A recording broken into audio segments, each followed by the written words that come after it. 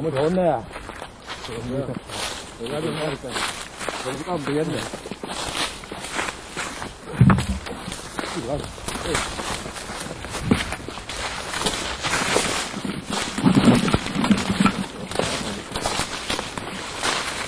너무 이 정도면 뭐, 여기 가면 좋네. 좋아. 오, 그만은. 이거 뒤지 뭐. 예. 그래, 해봐.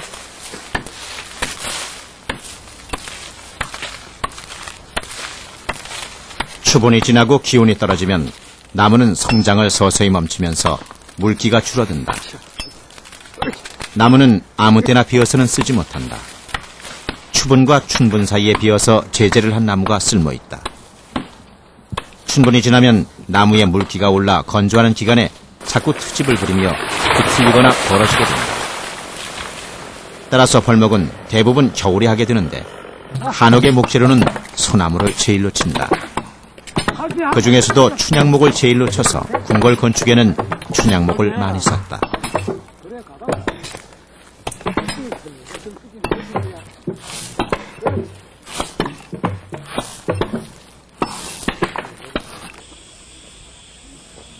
집주인이 좌향을 잡은 뒤에 목수들의 일이 시작된다. 전체 집을 앉힐 좌향이 결정되면 도편수는 마당에 수평볼 기준틀을 설치한다. 이것을 설치해야 집을 똑바로 앉힐 수 있기 때문이다. 이렇게 해서 건물의 중앙을 관통하는 줄을 치며 이 줄을 이 집의 주축선이라 한다.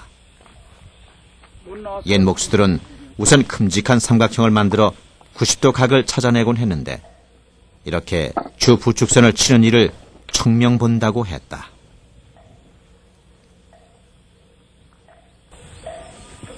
청명을 보고 나면 주춧돌 놓을 자리를 먹점으로 표시해둔다.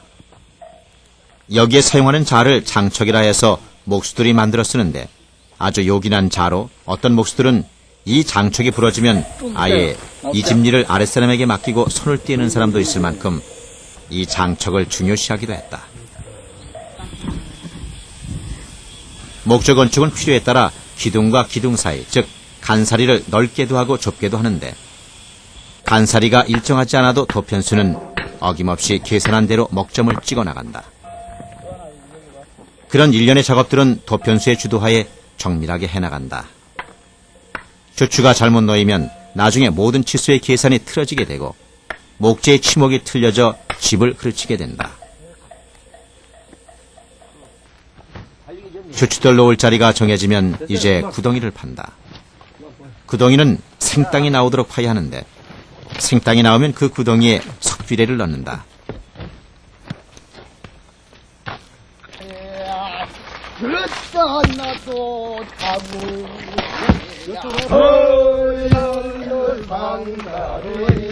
다 익은 사람을 보기도 좋게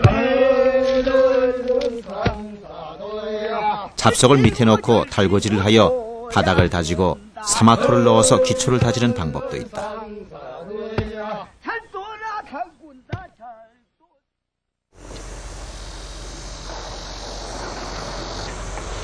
기초가 완료되면 주춧돌을 놓는다.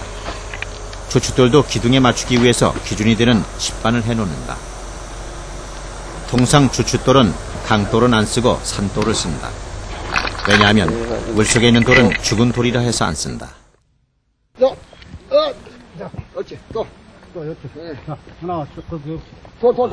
주춧돌 놓는 일은 매우 까다롭다. 우선 두 가지 방식이 있다. 주춧돌 높이를 기준선에 맞추어 일정하게 가지런하게 놓는 방식이 있고 하나는 높이에 관계없이 돌이 생긴 대로 놓는 방식이 있다. 이것을 덤벙주추라고 한다. 덤벙주추는 민가에 많이 쓴 것으로 산에 있는 자연석을 그대로 주추로 쓰는 것인데 이것은 바닥의 주추는 울퉁불퉁해서 일정하지 않아도 기둥 위에서는 일정하게 맞아야 하므로 개개의 주추가 기준선에서 얼마나 낮은지 또 얼마나 높은지를 계산해서 기둥을 치목해야 하는 까다로운 작업이다. 도편수는 주춧돌이 다 깔리면 주춧돌과 기준선이 얼마나 떨어져 있는지를 측정해서 주추 위에 써놓는다. 이것을 주춧돌 나이 매기기라고 한다. 지점에 딱 찍어가지고요. 예. 이제 요 2푼이 떴으면 2푼을 떴다고 딱 뜨면 나중에 요 기둥은 요 줄에 딱 맞추려고 하면 2푼 길게 잘라야 되죠.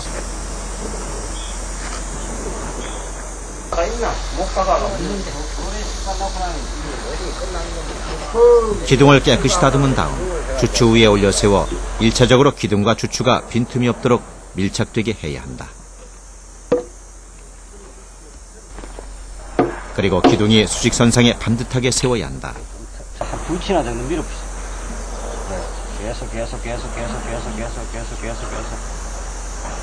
계속. 또.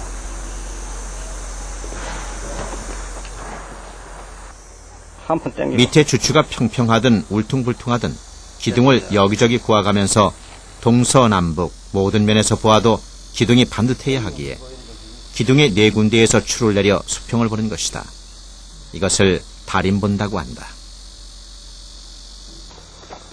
이렇게 바로 세워놓고 주추와 기둥 바닥이 얼마나 떨어져 있는지, 나무를 얼마나 자르면 아래 울퉁불퉁한 주추에 꼭 맞도록 되는지를 살펴 자르게 된다.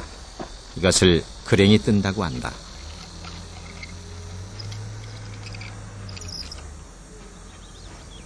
지금 표시되는 대로 나무를 잘라내면 주추에 꼭 맞게 되는데, 밑에는 얼마를 잘라내더라도 위의 기둥 높이는 전 기둥이 일정해야 한다. 이것을 어떻게 맞추는가 하는 것을 우리 도편수들은 잘 알고 있다. 이렇게 그랭이가 잘 된 것 중에서 우리나라에서 대표적인 것이 부산의 범어사 일주문인 조계문이다. 이런 덤벙 주춧돌은 그랭이가 확연히 드러나지만 반듯하게 깎은 주추를 쓰는 궁궐이나 고급 재택에도 그 그랭이는 반드시 해야 한다.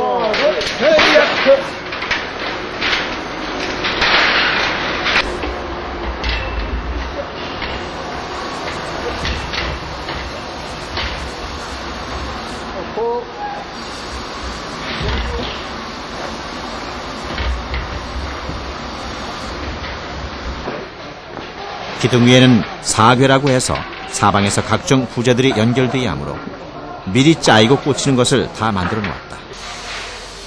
여기에 다림을 보기 위한 줄을 얹고 기둥의 수직을 본다. 4곳에다 줄을 내려서 보는 다림을 정식 다림이라고 한다.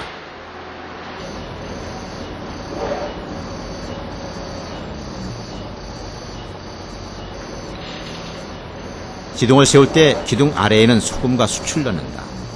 이것은 나무를 갉아먹는 흰개미가 들어오지 못하게 하려는 조치다.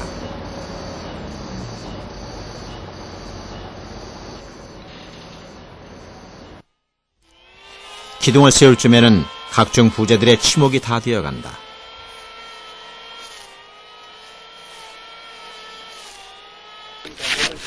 나무가 오면 터실터실한 나무 껍질을 벗기는데 껍질 속에는 벌레 알이 있을 수 있기 때문에 나무를 장기간 보관할 때는 반드시 껍질을 발가벗겨 넣는다.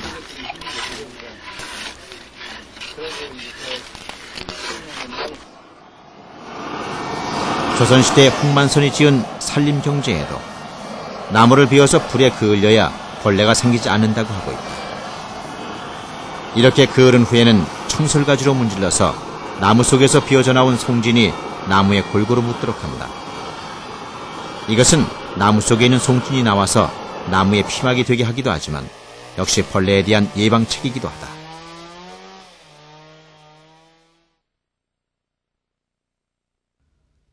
도편수는 석가래 하나에도 치목 순서를 정해둔다.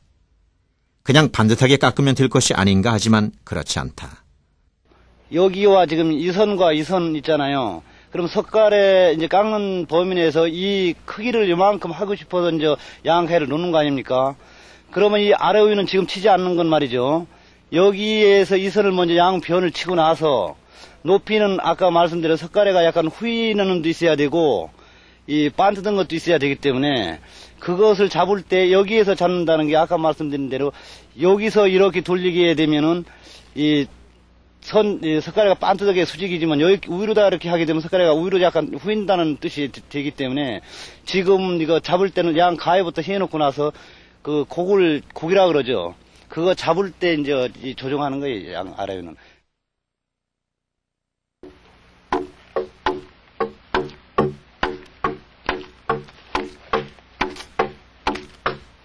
지극히 치목장의 이 자귀질꾼을 백깎기라 부르기도 했다. 이는 배에 용골 깎듯이 한다는 데서 붙여진 이름으로 예전에는 이 자귀질하는 목수가 따로 있었다. 지금 찍는 소리가 이 시골에서 이 다림질하는 그 소리와 같이 장단이 제대로 맞습니다. 그래서 이 자기 올리는 속도와 거기에서 다 조정하기 때문에 혼자 하는 거보다 둘이 하는 게 좋은 거지 이게.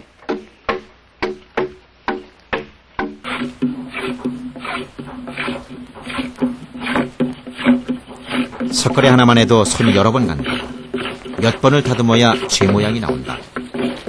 석걸이는 이 자귀질을 거친 다음 석걸에 깎는 목수가 깎는다. 특히 처마의 밖에서 보이는 부분은 매끈하게 깎아야 한다. 치목장에는 석걸에 깎는 목수, 기둥 깎는 목수, 수장감 타는 목수들과 톱 쓰는 소리, 대패 소리, 자귀 소리가 요란하면서 장단이 있었는데 요즘은 지게에서 내는 굉음만이 요란할 뿐이다. 일이 편해졌는지는 몰라도 집 짓는 일도 사람 사는 일의 하나라고 볼 때 참으로 기계에서 나는 굉음은 집 짓는 곳에 일하는 사람 모두에게 듣기 싫은 소리가 되고 말았다. 원목도 4모, 8모, 16모, 32모 등으로 깎아가면서 두리 기둥으로 만들었다. 둥근 나무를 어떻게 원으로 만들까? 4모에서 6모, 8모, 16모를 어떤 계산으로 정확히 치목할 것인지 도편수는 훤히 알고 있다. 4모는 중심을 잡아서 간단히 해결할 수 있고 6모는 지름을 4등분하면 된다. 집에 내 귀에 세우는 것을 귀기둥이라고 하고 튼튼하고 잘생긴 놈을 쓴다. 안쪽에 쓰는 기둥 중에 키가 높은 놈은 고주라고 한다. 그리고 보통 기둥을 평주라고 한다.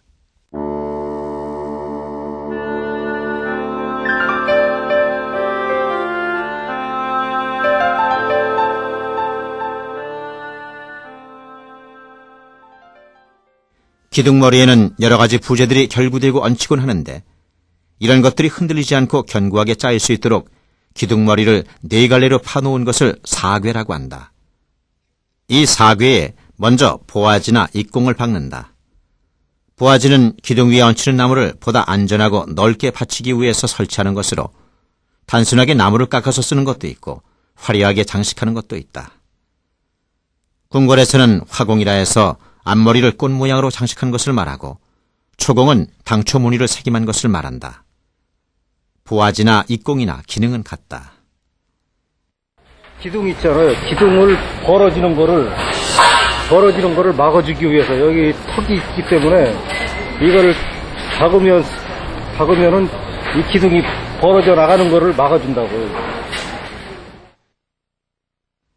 기둥과 기둥을 연결하는 목재를 창방이라고 한다.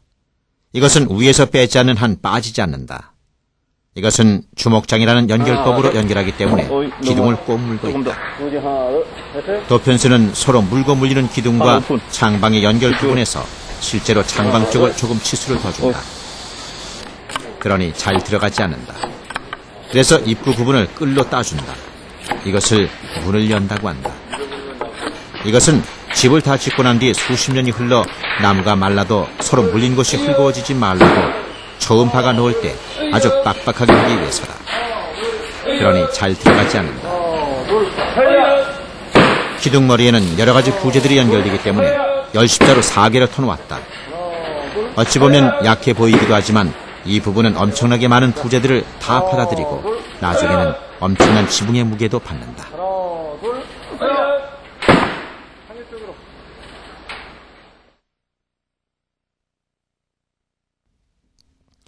기둥 위에 창방과 보아지나 입공을 끼워 나가면 기둥과 기둥이 서로 물게 되어 제법 탄탄해진다. 예전 목수들은 덧집이나 거푸집이 없을 때 그 기둥 위로 걸어 다녔다. 우리 한옥에는 여러 가지 기둥을 쓰지만 그 가운데서도 유독 모서리에 세우는 귀기둥은 다른 기둥들보다 길이를 조금 길게 한다. 이것이 귀소슴인데 이 역시 우리 한옥의 한 특색이다. 한 집의 경우 다른 기둥과 비교해보면 일반 기둥은 3m였다.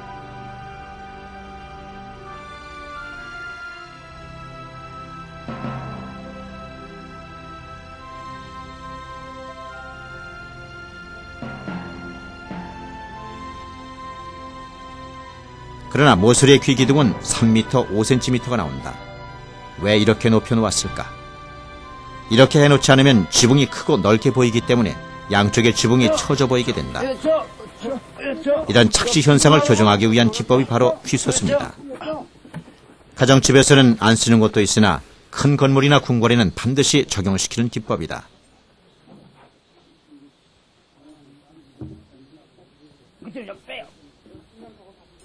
이런 기법과 함께 쓰는 것이 오금법이다.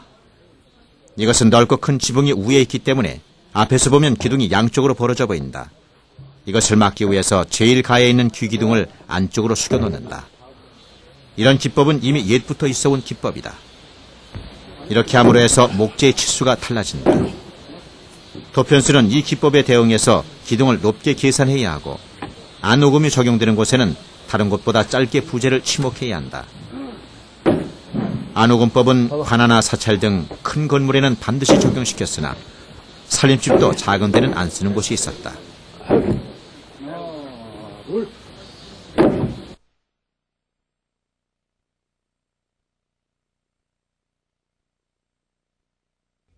강릉에 있는 선교정의 열화당 내로 기둥을 보면 확실하게 안오금법을 쓰고 있음을 볼 수 있다.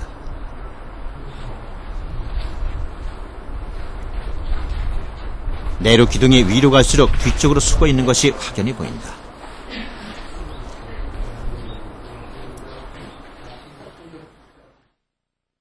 기둥과 기둥 사이에 창방이 끼워지면 주들을 기둥머리에 올려놓는다.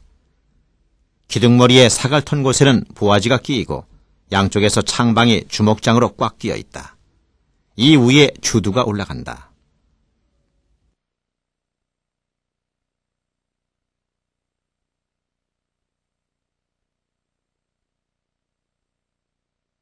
주두에 열십자로 갈라진 곳에는 대들보에 보모가지가 들어가고 가로로는 장혀가 양쪽에서 와서 서로 물리는 곳이다.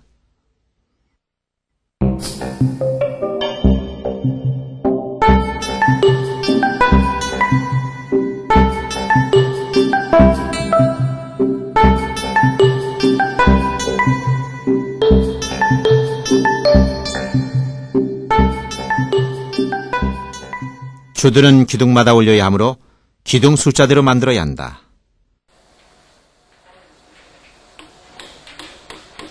주들을 올리면서 한편에서는 소로를 올린다. 소로를 창방 위에 그냥 놓으면 밀려나므로 창방에 구멍을 뚫고 촉을 끼워 소로가 빠져나가지 못하게 한다. 소로는 지붕으로부터 내려오는 하중을 각 부재들이 골고루 받도록 하는 것이다. 지금 쓰는 소로는 양갈소로라고 한다. 소로가 일정한 간격으로 다 끼워지면 소로와 소로 사이에 뜨는 공간을 메워야 한다. 이를 소로방막이라고 한다. 이 소로는 힘을 받아주기도 하지만 건물의 조형상 아름다운 장식에 속하기도 한다.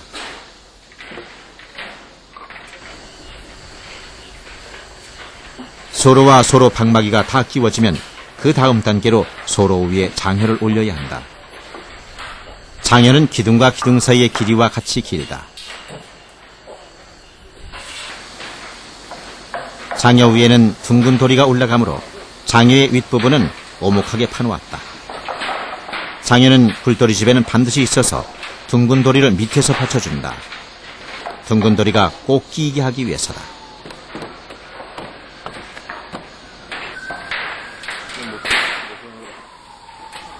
장여와 장여 사이는 주먹장으로 서로 물도록 해서 빠지지 않도록 한다.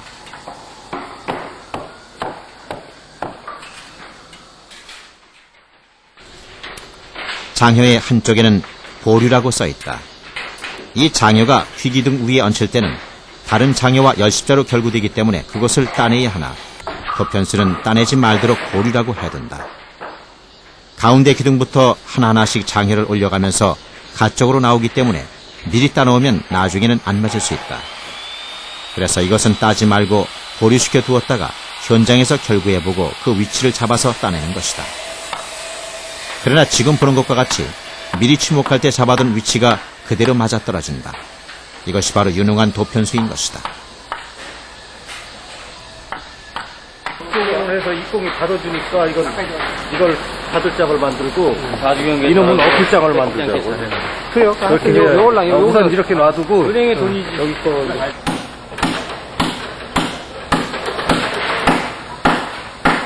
그리고 사귀에 꽂힌 보아지에도 촉을 박는다. 이것은 대들보나 툇보가 올라타면서 지진이 나도 빠지지 말라고 보의 배 바닥에 꽂히는 것이다. 이 조그마한 촉이 그 큰 들보를 빠지지 않게 하는 역할을 한다니 믿기지 않을 정도다.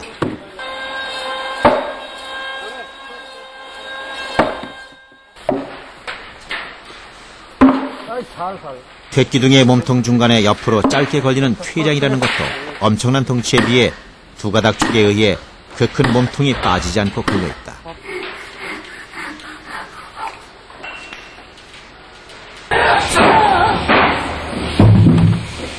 주도 작업과 퇴량 작업이 계속되고 있을 때 대들보를 치목한다. 이런 정도의 대들보면 무게가 2톤가량이나 된다. 엄청난 대들보다. 지금 쓰는 이 대들보 정도 되면 값이 약 800만 원 정도라고 한다.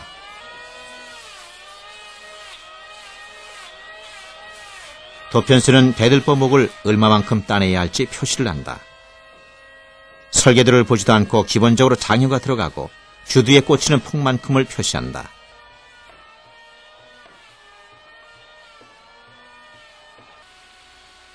그리고 기둥 밖으로 보이는 보머리를 장식하기 위해서 문양을 그린다.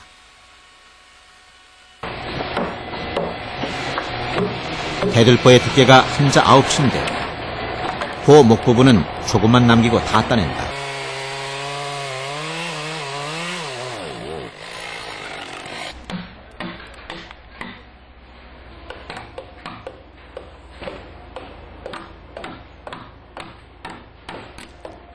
이 굵은 나무에서 기둥 위에 얹히는 부분인 보목은 정말 가늘다.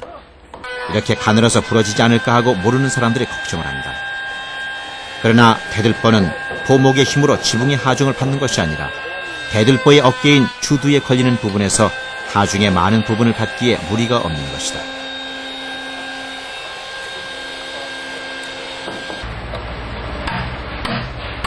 지금 깎고 있는 것이 바로 주두에 올려지는 대들보의 어깨인 셈이다.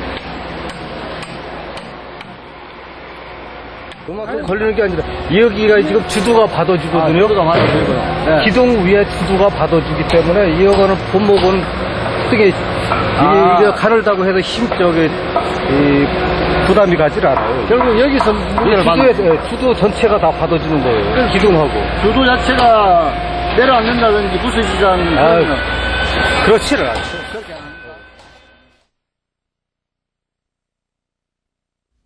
대들보는 한옥에서 가장 무겁고 큰 부재 중의 하나다. 집의 대청이 넓을수록 가로지르는 대들보가 커야 하는 것이다. 대들보는 지붕의 무게를 받기 때문에 가장 굵고 튼튼한 나무를 쓴다. 대들보는 집을 다 지어놓고 가장 뚜렷하게 드러나는 부재라서 치목할 때부터 흠이 생기지 않도록 조심한다. 한지를 발라서 깨끗하게 하는데 목재에 한지를 바르는 것은 목재가 자작자작 갈라지지 말라고 발라둔다.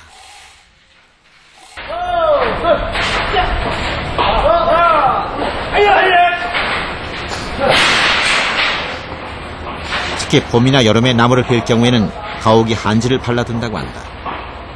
그러니까 이쪽 부분 다 도편수의 지휘 아래 올리기도 하고 내리기도 하는데 잘못 다루어 대들보의 약한 목이 부러지면 그 큰 대들보도 아무 소용이 없게 된다. 요즘은 도르래나 기중기를 이용해서 올린다. 나무가 상할까봐 여간 조심하는 게 아니다.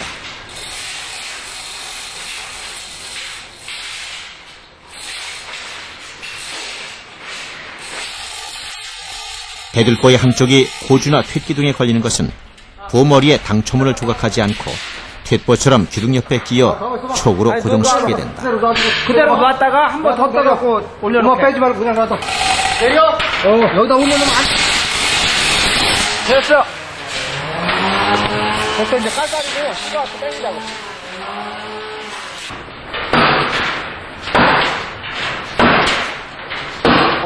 이렇게.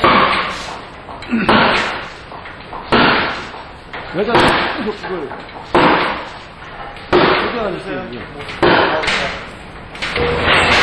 올려주셔. 집이 큰 것은 퇴보도 크기가 만만치 않다.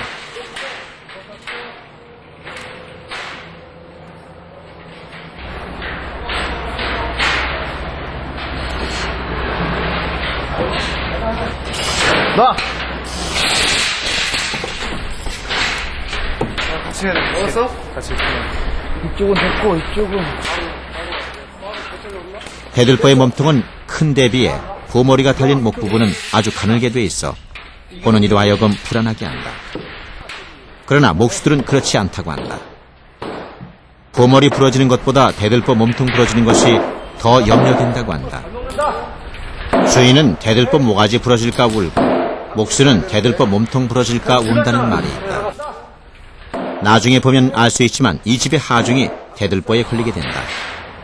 그러니 대들보를 잘못 쓰면 웬만한 대들보는 부러져 나간다.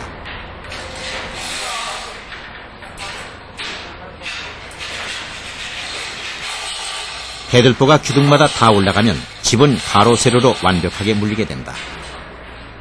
가로로는 창방에 끼어서 기둥과 기둥을 잡고 세로로는 대들보가 올라가 기둥이 흔들리지 않게 한다.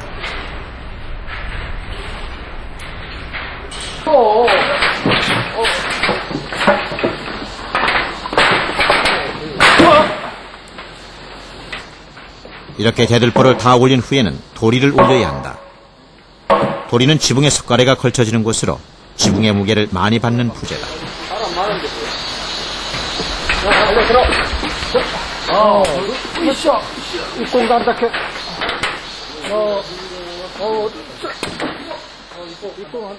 도리에는 둥근 것과 모난 것이 있다. 대개의 경우 남자가 거처하는 상체는 둥근 것을 쓰고 여자들이 거처하는 안채는 모난 것을 쓴다. 이것은 음양사상과 관련이 있다.